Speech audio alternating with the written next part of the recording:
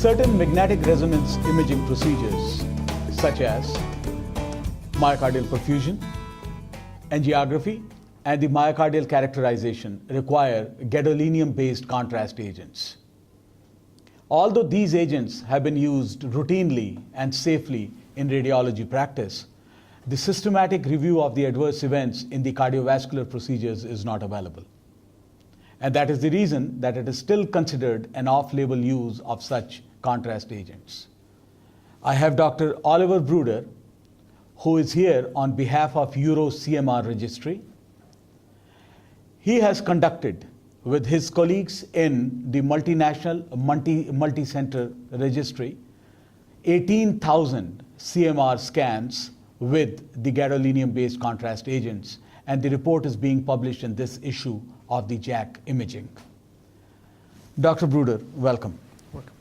Would you please give an overview of your registry, what EuroCMR is, and what your findings are about the contrast agents?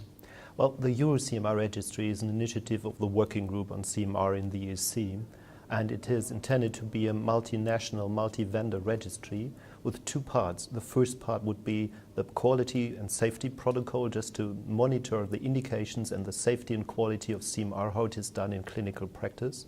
And the second part are specific protocols addressing certain topics like CID, heart failure, and cardiomyopathies. Are contrast agents really necessary for the magnetic resonance imaging protocols?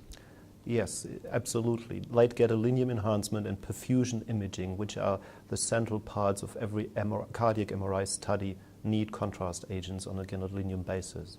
And are there any protocols which are the non-contrast protocols? Are they on the horizon? Only very few. No real alternative is on the horizon so far. And is there any difference in the contrast agents in terms of the adverse events?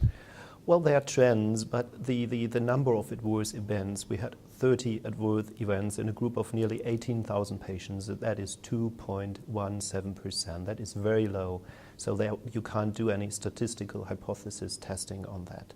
So, but with the time to come, in let's say 2 years with more data in the registry, we probably can answer this question. But up to now, the performance of all the contrast agents has no statistically significant difference.